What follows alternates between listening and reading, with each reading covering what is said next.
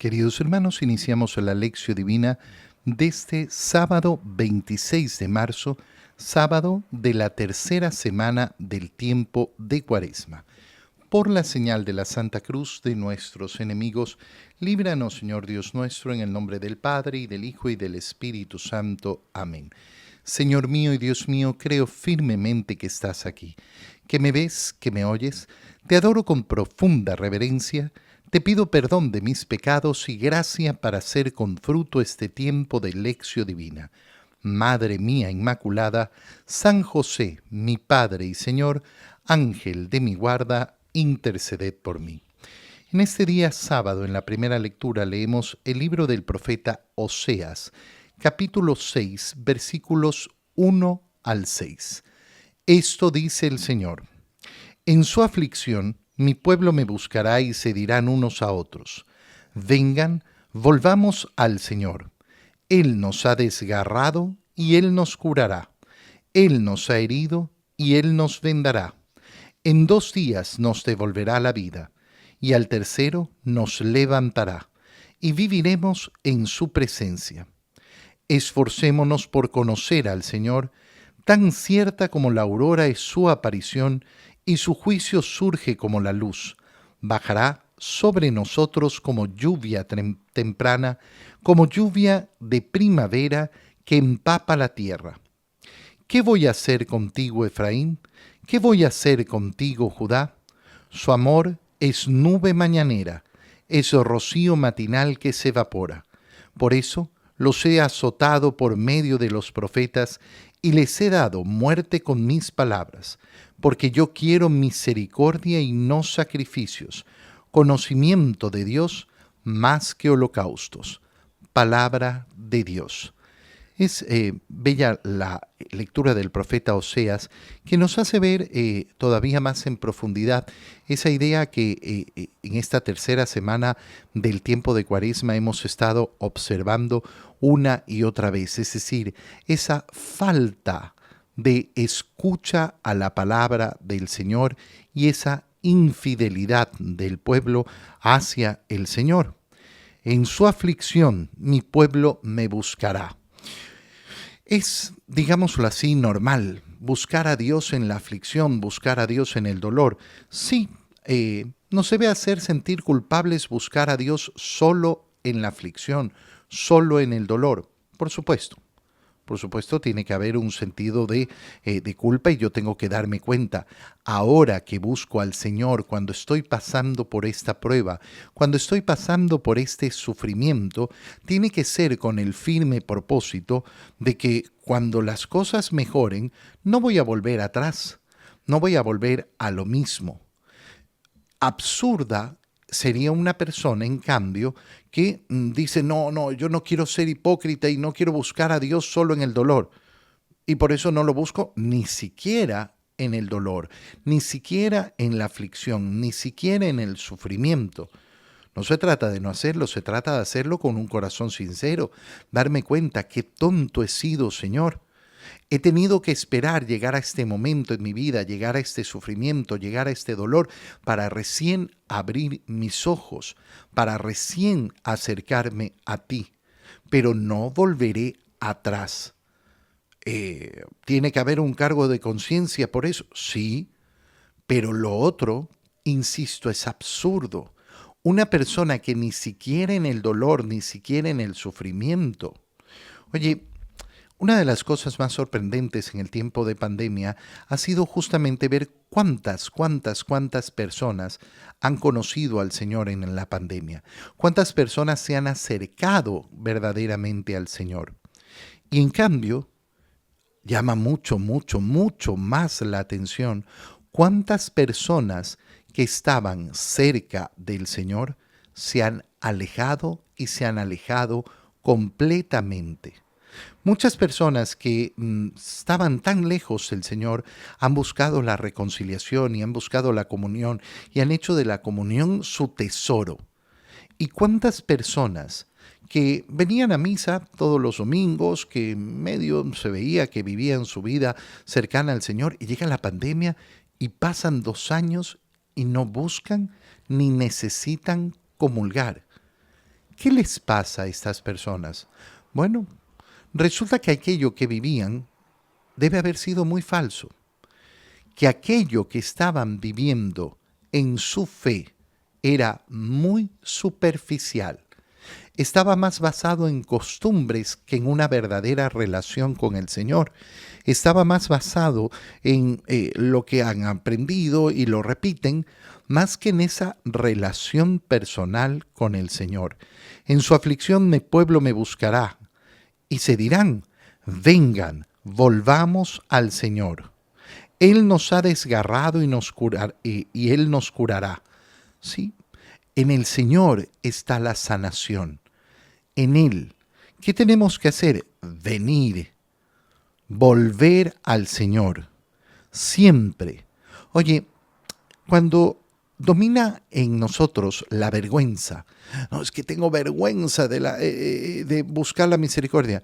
Vergüenza de pedir perdón por nuestros pecados no tenemos que tener nunca. Vergüenza de pecar, sí, por supuesto. Pero de pedir perdón, de buscar la misericordia de Dios, no. En 2 días nos devolverá la vida y al tercero nos levantará. Mira cómo esta frase del profeta Oseas nos hace referencia justamente a esa resurrección del Señor, a esa resurrección de la cual nosotros queremos gozar y participar, de la cual nos alegramos.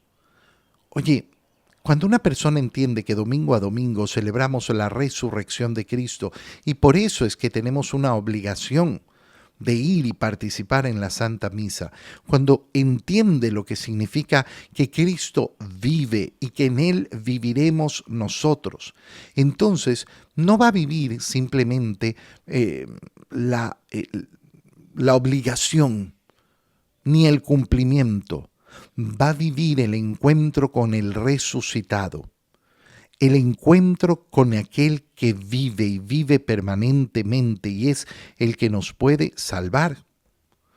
¿Con qué ojos tan distintos se enfrenta la Santa Misa en la persona que entiende esto? Esforcémonos por conocer al Señor. Qué preciosa expresión, qué preciosa frase. Esforzarse por conocer al Señor. Mira, yo puedo pasar al lado de muchas personas muchos años y no conocer absolutamente nada de ellos. No conocerlos. Esto ocurre incluso dentro del matrimonio, dentro de la familia. Oye, ¿cuántos esposos que asumen, no, yo a mi esposa la conozco? Mentira, nunca te has esforzado en conocerla. Conoces lo que llegaste a conocer en un momento, pero dejaste de conocerla, dejaste de conocerlo, dejaste de esforzarte en ese conocimiento, porque conocer al otro requiere el esfuerzo de salir de nosotros mismos. No, yo conozco a mi hijo si yo lo vi nacer. Resulta que he dejado de hablar con él, no lo escucho, no sé verdaderamente lo que sucede en su alma, lo que sucede en su corazón. Y entonces, claro, he dejado de conocerlo. Y esto lo podemos ver con las personas que vemos todos los días. Oye, por ejemplo, hay muchas personas que, gracias a Dios, vienen a misa todos los días y se encuentran con las mismas personas. Yo alguna vez me he esforzado por conocerla. No, yo lo conozco, pero lo veo todos los días, pero me he esforzado por conocerlo. Yo tengo vecinos de toda la vida. Me he esforzado por conocerlos verdaderamente. ¿Cuántos están a mi alrededor y no los conozco? Bueno, si esto es así a nivel humano, imagínate cómo va a ser con respecto a Dios. Tiene que haber un esfuerzo para conocer a Dios. Tiene que haber de mi parte un esfuerzo para conocer al Señor, para conocer su voluntad, para conocer su interioridad, para conocer su palabra. Qué importante tener en nuestro corazón separado un tiempo que está dedicado para conocer al Señor, para conocer además y profundizar la doctrina de mi fe. Cuánta ignorancia hay en muchos católicos que no saben ni siquiera explicar su fe, que no saben ni siquiera lo que significan las frases que decimos en el credo. Y tú les preguntas, no, es que no sé qué significa, yo repito. Bueno, pero ¿te has esforzado? ¿Te has esforzado por entender, por conocer, por profundizar ese conocimiento? Tan cierta como la aurora es su aparición, y su juicio surge como la luz. Oye, no podemos tener duda cuando conocemos al Señor de que nos juzgará, vendrá y nos juzgará, bajará sobre nosotros como lluvia temprana, como lluvia de primavera que empapa la tierra, es decir, una lluvia que llega cuando no la esperaba. Bueno, esa es la llegada del Señor. ¿Qué voy a hacer contigo, Efraín? ¿Qué voy a hacer contigo, Judá? Se pregunta el Señor. Su amor es una nube mañanera, es rocío matinal que se evapora. Este es el amor que a veces le presentamos al Señor y que a veces nos convencemos que es tan grande y tan fuerte. ¿Por qué? Porque llega así con intensidad de esa lluvia mañanera, de ese rocío matinal. Pero como dice el Señor, se evapora rápido. ¿Cuál es nuestra lucha? Nuestra lucha no solo es por amar a Dios, sino por amar constantemente a Dios. Que mi amor no se evapore, que mi amor no sea de aquel que surge en un momentito con gran intensidad, pero que rápidamente se desvanece. Por eso los he azotado por medio de los profetas y les he dado muerte por medio de mis palabras. ¿Por qué? Ay, porque ha hecho mal con nosotros Dios. No, yo quiero misericordia y no sacrificios. Yo quiero misericordia. Quiero que tengan un corazón misericordioso.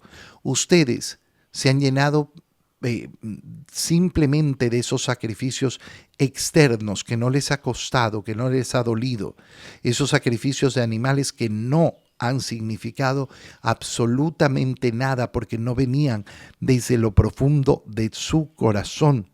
Yo quiero misericordia, conocimiento de Dios. Conocimiento de Dios. ¿Qué nos está diciendo? El Señor nos dice, quiero que te relaciones conmigo. Quiero que me conozcas. Quiero que hables conmigo. Eso es lo que busca el Señor de cada uno de nosotros.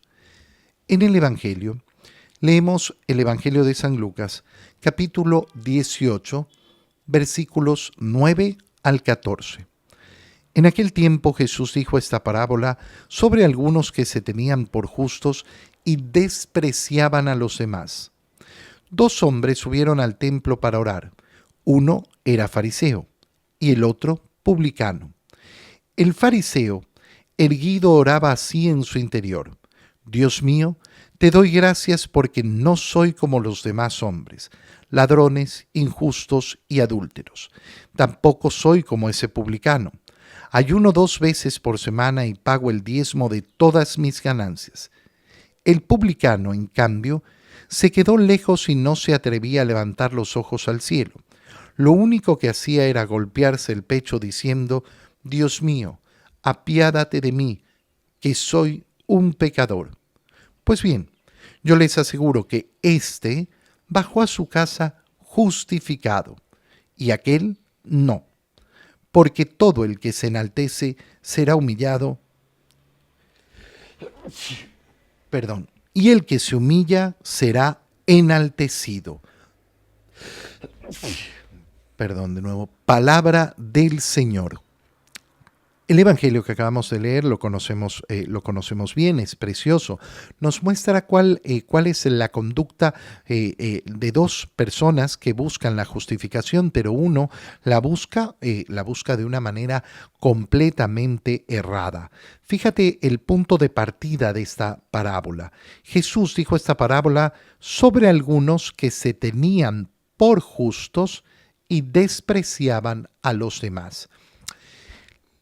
¿Es justo que una persona sepa reconocer cuáles son sus atributos, cuáles son sus virtudes, cuáles son sus actos de amor?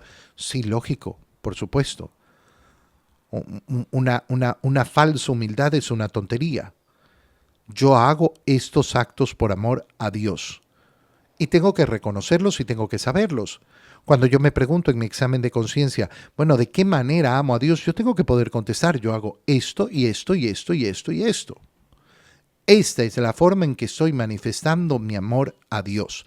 ¿Significa que es suficiente? No, seguramente que no será suficiente. Seguramente que eso me llevará siempre a decir, puedo más, puedo más. Entonces, no se trata de no tener los ojos abiertos a la justicia que yo tengo. Si yo soy una persona que constantemente está buscando a Dios y constantemente está buscando tener ese tiempo de oración, bueno, entonces tengo que ser consciente de que tengo esa virtud por gracia de Dios, por gracia de Dios. Ahí no está el problema. El problema entonces está en la segunda parte. No solo tenerse por justo, sino despreciar a los demás. Como si para yo poder presentarme delante del Señor, tuviera que bajar a los demás. Esto es una conducta que lamentablemente la vemos muy presente en el comportamiento humano. Sucede por ejemplo en la iglesia, cuando hay un cambio de párroco y llega el nuevo párroco y la forma de mostrar lo bueno que es señalando los errores que ha cometido el párroco pasado y lo mal que lo ha hecho. Bueno, es una miseria de corazón. Dedícate a hacer lo que tienes que hacer sin estar bajoneando al otro. Esto sucede en los puestos y en las oficinas cuando es contratada una nueva persona y llega, no, es que todo lo que se ha hecho antes está mal. Mira, comienza a hacer las cosas que tienes que hacer sin hablar mal del que estaba antes, sin tener que, no, yo tengo que trepar porque aplasto al otro, porque mi modo de subir es aplastando al otro. Eso es una miseria. Eso es una profunda miseria. Pero todavía más. ¿Por qué? Porque muchas personas quieren justificarse mirando a los demás. Mira, de las cosas más terribles que hay es llegar al confesionario a hablar de los pecados de los otros. Sea como sea, porque esto puede producirse de varias maneras. La primera manera, esconderme detrás del pecado de los otros. Hijo mío, ¿cuáles son tus pecados? Ah, los de todo el mundo. Pero aquí no está todo el mundo, aquí estás tú. Esto es un acto individual, tuyo. Tuyo, tú vienes a reconocer tus pecados. Cuando una persona parte de su confesión dice, ah, los de todo el mundo, no, normal. ¿Esa persona está arrepentida? ¿Esa persona ha venido arrepentida verdaderamente a confesar sus pecados? Porque lo primero que ha hecho es justificarlos. Lo primero que ha hecho es justificarlos. No los está confesando. Esa es una primera forma. La otra forma es, claro, echarle la culpa a los demás. Echarle la culpa a los demás como sucede tanto, ¿no? No, es que a mí me hacen perder la paciencia. A mí me causan el pecado los otros. Si los otros no estuvieran, yo no pecara. No, es que me mandan porquerías al celular. Bueno, ¿por qué no te ha salido de esos chats? ¿Por qué no dices con claridad no manden porquería? No, es que son los otros los que me mandan. Y yo el que recibo. Yo tengo que responder por mi pecado. Y tengo que responder por la falta de valor, por la falta de hombría, en decir con claridad, oye, no hagas esto, no mandes tonterías. Pero prefiero echarle la culpa a los demás, culpar a los demás, no confesar mis pecados, no confesar mis pecados verdaderamente. Mira cómo empieza la parábola del Señor. 2 hombres subieron al templo para orar. Van en igualdad de condiciones. Uno era fariseo y el otro era publicano. Uno era un fariseo, es decir, una persona que públicamente está cerca del Señor, que públicamente ha decidido dedicar su vida al Señor. El otro es un publicano, es decir, un recaudador de impuestos para el Imperio Romano, considerado por los judíos como de los más grandes pecadores. El fariseo erguido, erguido. Oye, es impresionante cuando uno ve a una persona que no es capaz de ponerse de rodillas. Llama mucho la atención. No porque no sea capaz físicamente, porque si yo no soy capaz físicamente de ponerme de rodillas, no hay nada que hacer. No, tengo lesiones en la rodilla, no la puedo doblar, me muero de dolor si me arrodillo. Se entiende perfectamente. Pero uno en la misa se topa con esas personas que están erguidas no por un problema físico, sino por un problema de orgullo, porque no les gusta arrodillarse. Mira, si algo vale la pena romperse en esta vida es la rodilla. Si algo vale la pena destrozarse en esta vida es la rodilla. No, yo tengo que conservarla para el futuro. ¿Para qué? Para bailar en el futuro. ¿Para qué? No tengas miedo.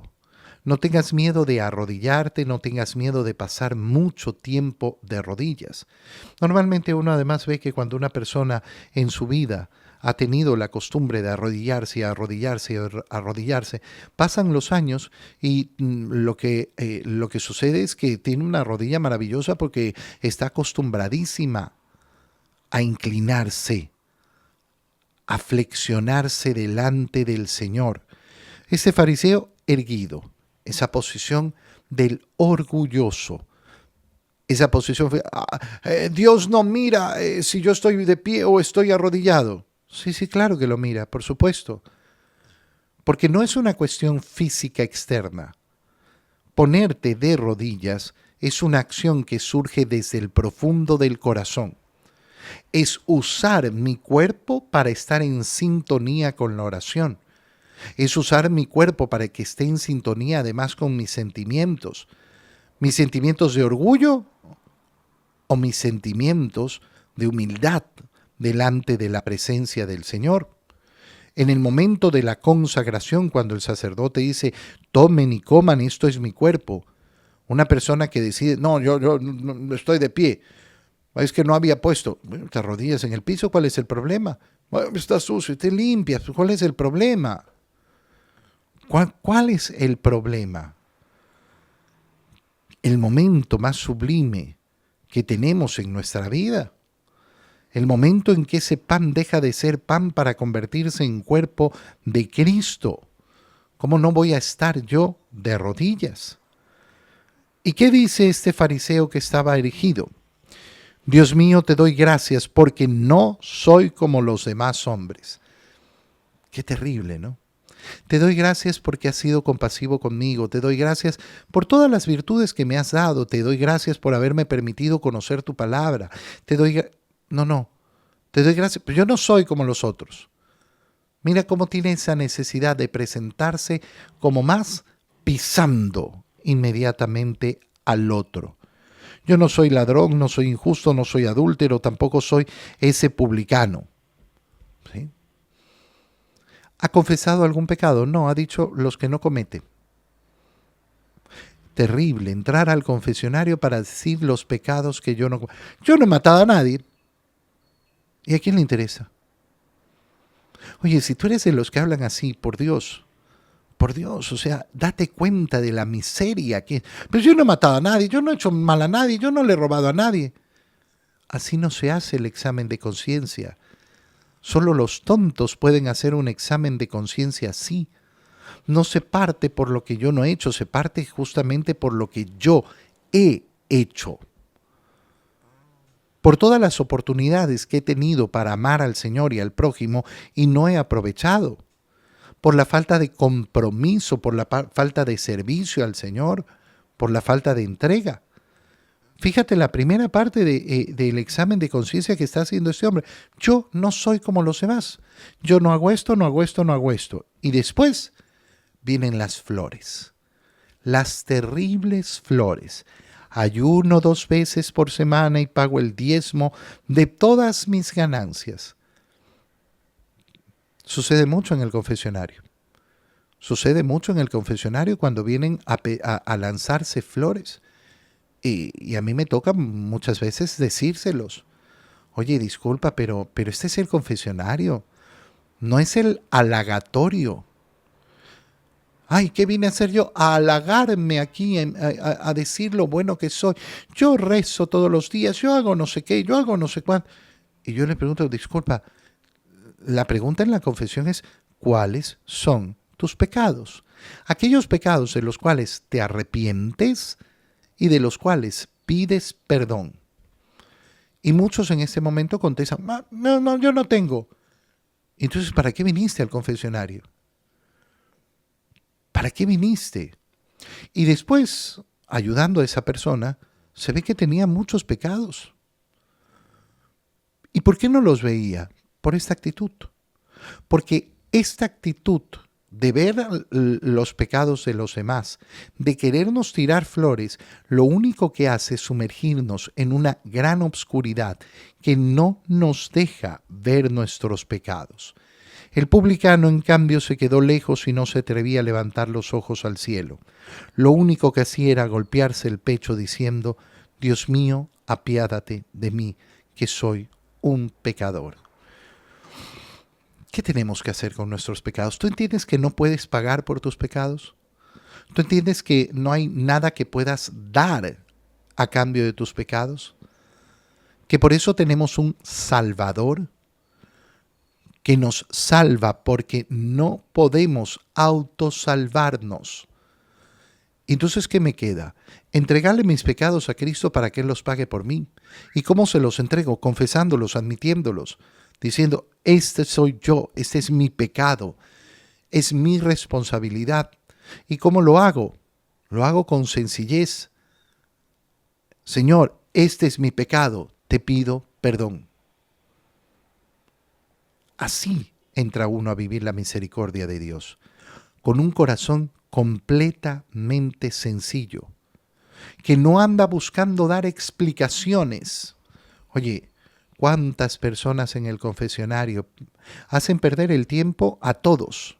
Al sacerdote y a todos los demás que quieren confesarse, porque es que tengo que explicar el contexto. ¿Para qué? ¿Para qué? A menos que tengas alguna duda de si has pecado o no has pecado y tienes una pregunta y tienes algún...